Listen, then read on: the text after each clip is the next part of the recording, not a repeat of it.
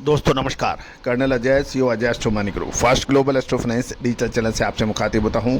आज है 16 मई सन 2025 शुक्रवार।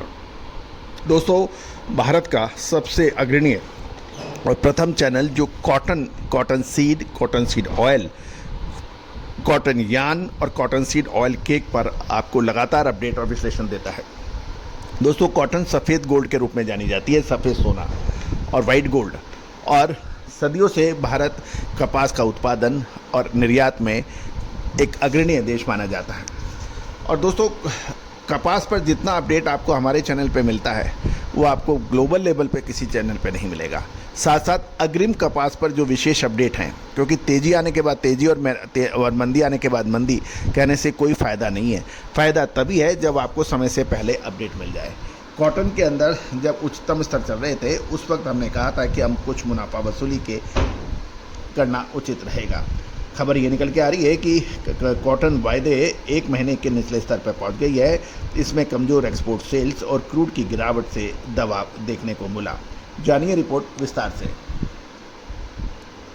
दोस्तों, खबर निकल के आ रही है कि कल गुरुवार को आइस कॉटन की कीमतों में गिरावट के साथ बंद हुआ।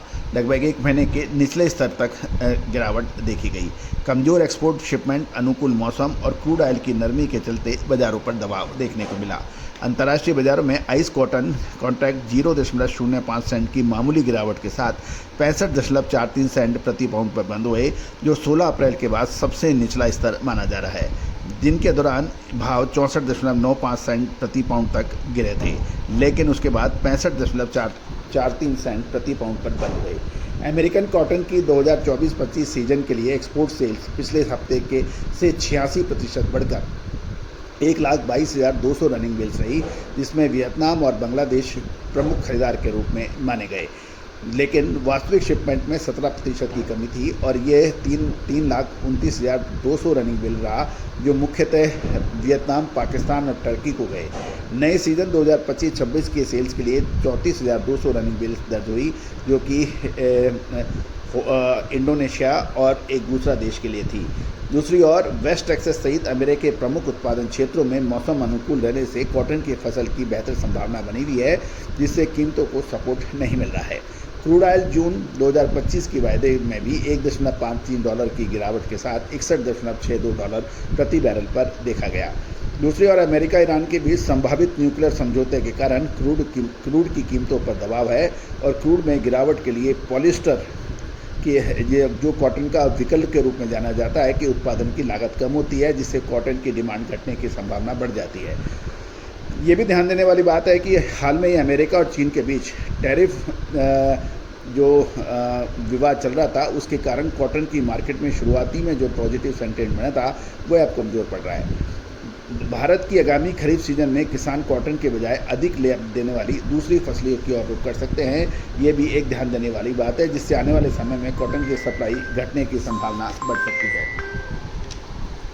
कुल मिलाकर कॉटन की कीमतों पर क्रूड ऑयल मार्केट का असर काफ़ी अहम रहता है। यदि क्रूड में कमजोरी रहती है तो कॉटन की कीमतों पर दबाव बढ़ेगा और क्रूड की कीमतों में स्टेबिलिटी या फिर सुधार से कॉटन की मार्केट को रिकवरी देखने को मिलती है। दोस्तों, कहा जाता है कि कुछ कमोडिटीज़ ऐसी हैं जो ग्लोबल लेवल पर प्रत्यक्ष रूप में तो एक दूसरे से कोई साझा नहीं करती हैं, लेकिन अप्रत्यक्ष रूप से एक दूसरे से कनेक्ट करती है। और दोस्तों, यही वजह है कि कमोडिटी बाज़ार के अंदर जो दिखता है वो नहीं होता और जो नहीं होता है वो दिखता नहीं है। दोबारा सुनिए कि जो दिखता है वो होता नहीं है, जो होता नहीं है वो दिखता नहीं है। तो इसका जब तक कॉम्बिनेशन आप नहीं देखेंगे, समझेंगे, आपको कुछ नज़र नहीं आएगा। महत्वपूर्ण यही रहता है कि समय से माल खरीदिए, समय से माल बेचिए और अग्रिम विश्लेषण, अनुसंधान और रिसर्च, इसके लिए विशेषज्ञों के साथ रहिए। दोस्तों, आप व्यापारी हैं, मिलर्स हैं, जिनर हैं, आप अपने व्यापार नित्य कर्म में इतने व्यस्त हैं कि आपको विश्लेषण के लिए लंबी टीम और दूसरी राष्ट्रीय व अंतर्राष्ट्रीय खबरों से आप अपडेट शायद नहीं रह सकते। यदि आप लगातार अपडेट भी रहते हैं तो उसके लिए विश्लेषण करने के लिए आपके पास अपनी टीम होनी चाहिए। जब तक वो टीम नहीं है वो काम नहीं हो सकता। आप देखिए, आपका व्यापार के अंदर भी जो आप काम कर रहे हैं उसमें आपकी पूरी टीम वर्क है। अकाउंट्स, मैन्युफैक्चरिंग या फिर होलसेल में buying, selling, inventory management, financial management, administration management, taxation, इन सब के लिए आपके पास अपनी व्यवस्था है, तब आप व्यापार चला सकते हैं।